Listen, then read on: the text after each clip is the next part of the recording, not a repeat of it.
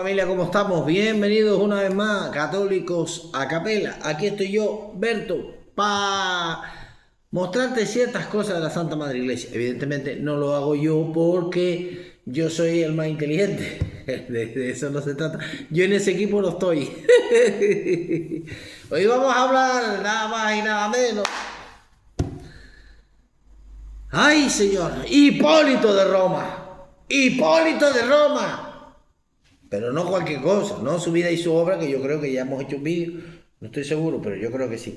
Hoy vamos a hablar de una obra, del valor de una obra que se llama, nada más y nada menos, Tradición Apostólica. Escrita en el año 215 después de Cristo, básicamente la caja negra. Como acordáis que los aviones tienen caja negra y los trenes, donde se graba todo, es la caja negra de la iglesia primitiva, de los padres apostólicos, que nos permite ver cómo funcionaba todo antes y la estructura que tenía la iglesia, cómo estaba constituida. Si era una iglesia invisible, como dicen los protestantes, o era una iglesia con una jerarquía, a ver si habían papas, Bueno, antes que nada, comenzamos y nos ponemos en presencia del Dios Todopoderoso. En el nombre del Padre, del Hijo y del Espíritu Santo. Amén. Dios te salve María, llena eres de gracia, el Señor es contigo, bendita tú eres entre todas las mujeres, y bendito es el fruto de tu vientre Jesús. Santa María, Madre de Dios, ruega por nosotros pecadores, ahora y en la hora de nuestra muerte. Amén. Padre nuestro que estás en el cielo, santificado sea tu nombre, venga a nosotros tu reino, hágase tu voluntad en la tierra como en el cielo. Danos hoy nuestro pan de cada día y perdona nuestras ofensas, como también nosotros perdonamos a los que nos ofenden. Y no nos dejes caer en la tentación y líbranos del mal. Amén. Gloria al Padre, al Hijo y al Espíritu Santo, como era en un principio, ahora y siempre, por los siglos de los siglos. Amén. Hablamos de San Hipólito de Roma. Hipólito escribe en un momento de crisis y cambio. Habéis visto que la iglesia siempre ha tenido crisis y cambio. Su objetivo no es innovar, sino preservar. Él siente que las costumbres antiguas se están diluyendo, por lo que decide poner por escrito la tradición que ha llegado hasta nosotros. Este texto es un manual de instrucciones para la vida comunitaria, desde cómo elegir a un líder hasta qué comer en las cenas de caridad. Es la carta de San Hipólito, tradición, ¿cómo era? Tradición apostólica. Hablemos de la parte 1. A ver si habían papas y había jerarquías y cosas de esas que se parecen mucho a los católicos de hoy en día. Parte 1. La jerarquía y la liturgia central. Esta sección es fundamental, que establece quién manda y cómo se comunica la gracia divina. Vaya, parece que hay gente que mande. ¿Me perdonáis? Me perdonan. En primer lugar, la elección y consagración de obispos. Vaya, que habían obispos en el siglo II.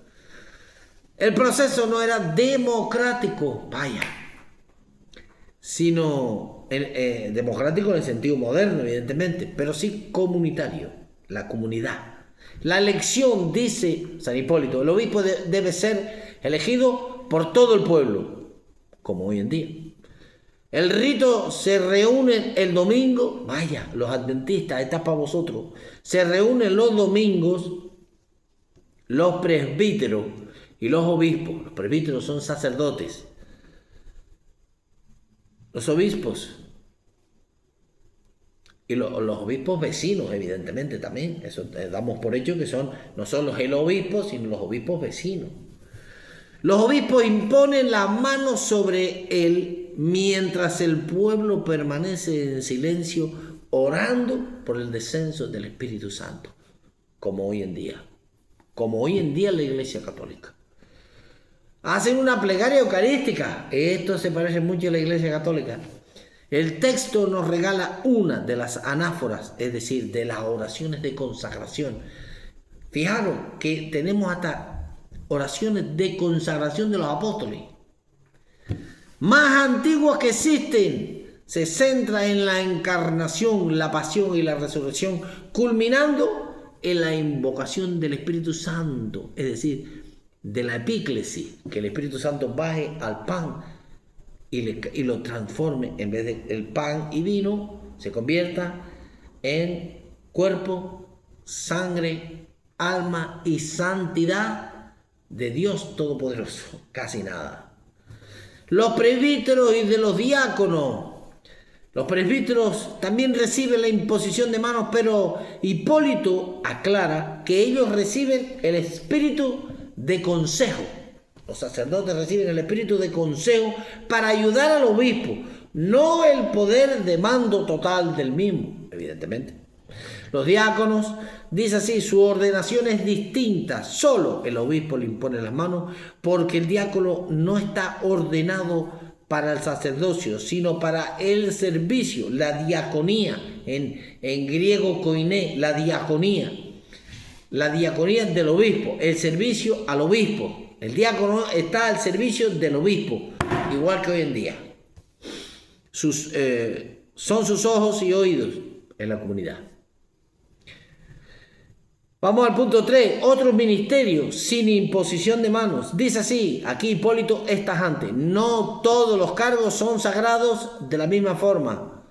Los confesores, si alguien sufrió prisión por la fe y ya tienen la dignidad de presbítero por su sacrificio, no necesita la imposición de manos para el cargo, a menos que sea elegido obispo.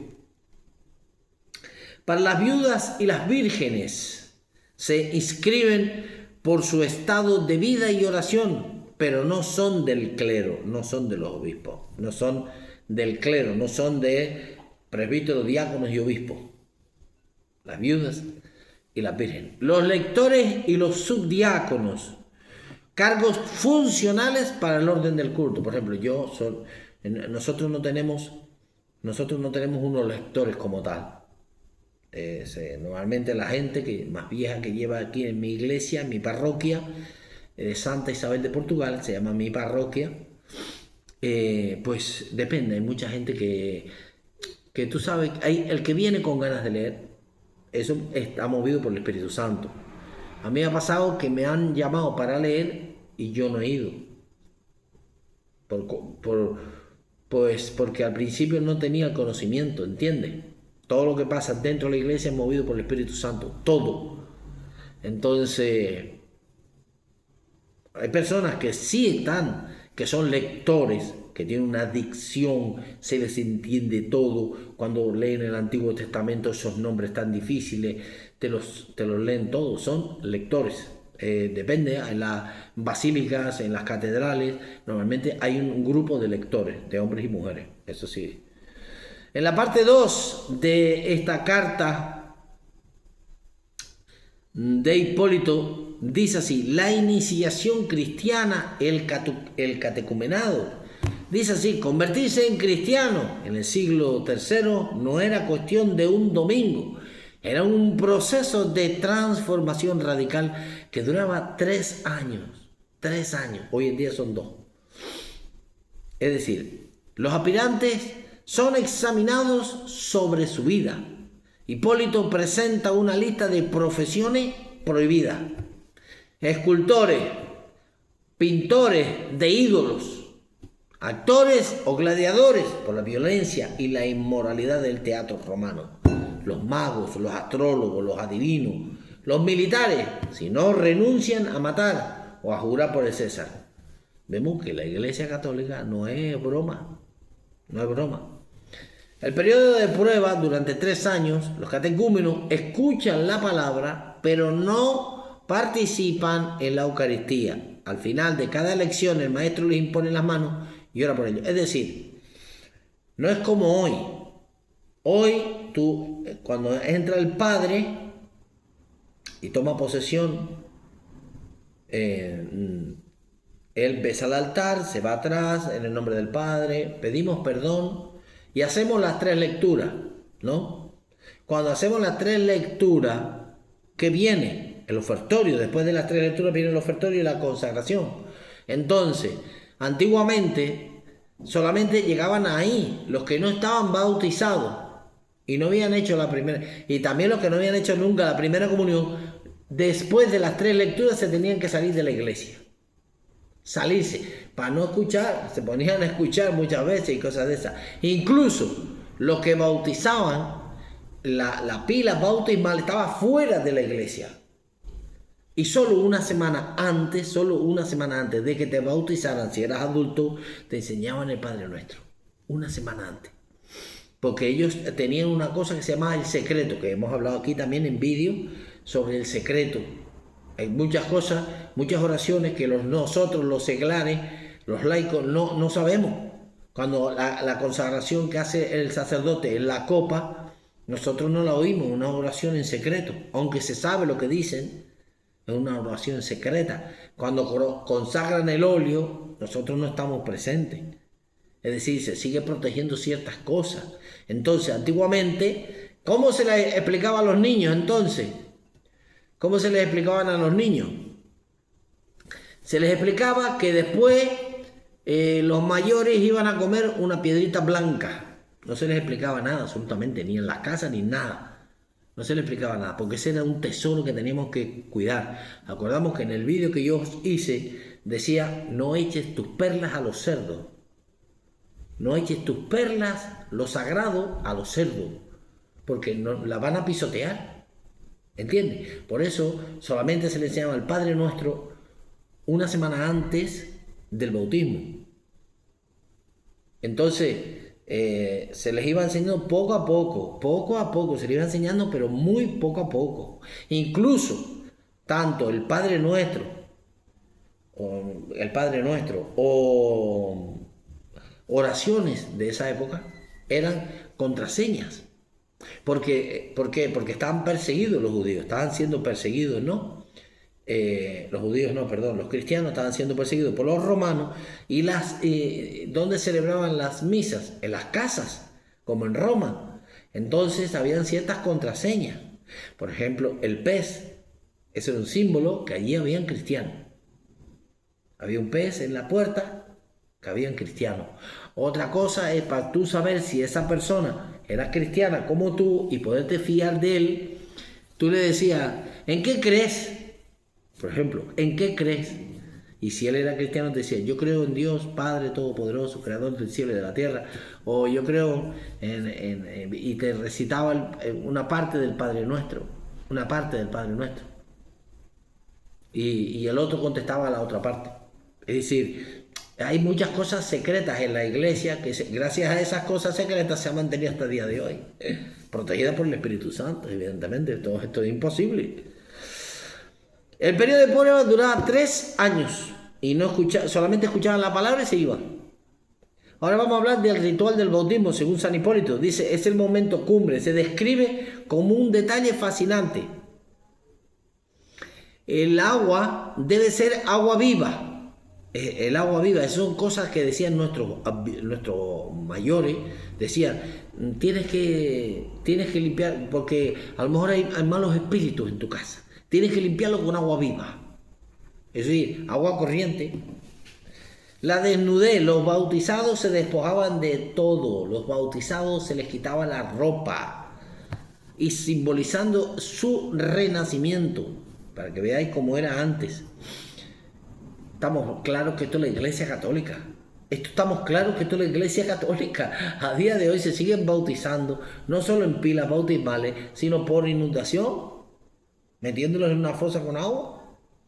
Es decir, el triple interrogatorio, ojo aquí, el triple interrogatorio. Se les preguntaba, por eso ¿os acordáis que yo dije que habían contraseñas?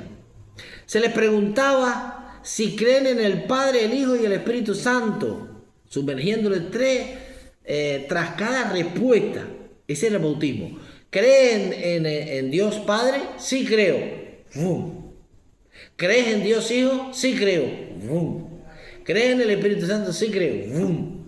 Entonces estaba bautizado. ¿Veis? Esto es la Iglesia Católica. Estos son los nacimientos de la Iglesia Católica. Estos son los padres apostólicos. Estos son los apóstoles. Estos son enseñanzas apostólicas. Tradición apostólica dicha y grabada, gracias a Dios, que Dios es inteligente, lo grabó las cartas de San Hipólito. Gracias a San Hipólito nos llegó esto. Teníamos también la confirmación, es que es la Iglesia Católica. Es decir, el obispo los unge con el óleo de la acción de gracias, como hoy en día.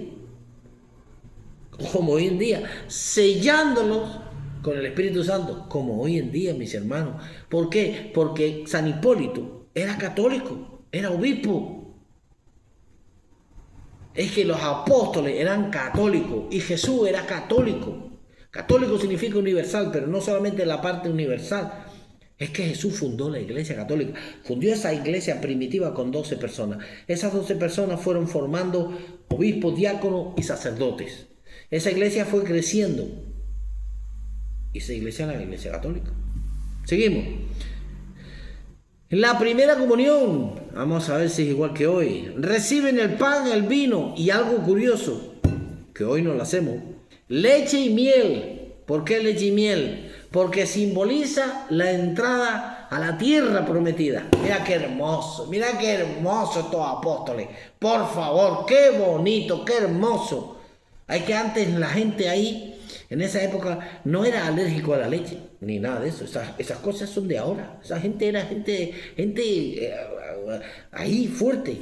Vamos para la parte 3, la disciplina comunitaria y las prácticas diarias. Dice así: el ayuno y la cena, lo que se conoce como el ágape.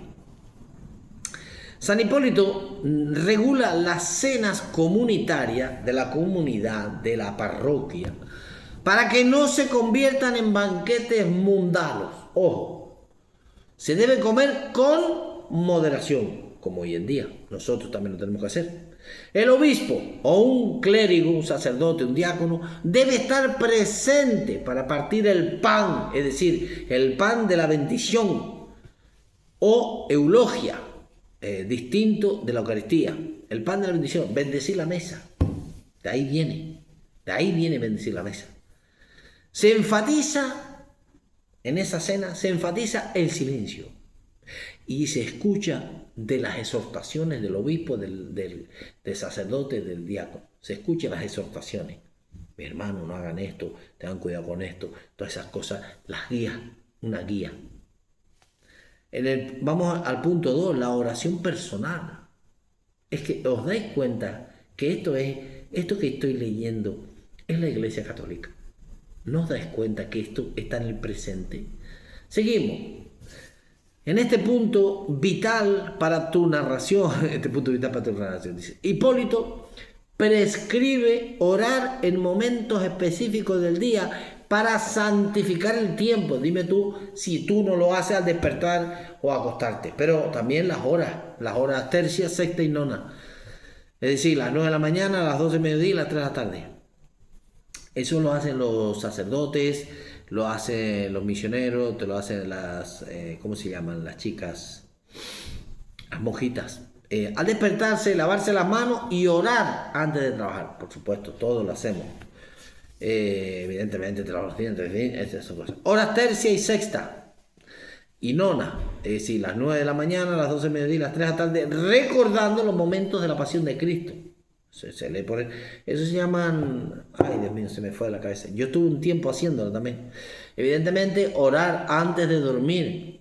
Otra cosa también es orar a medianoche, una práctica de vigilancia espiritual.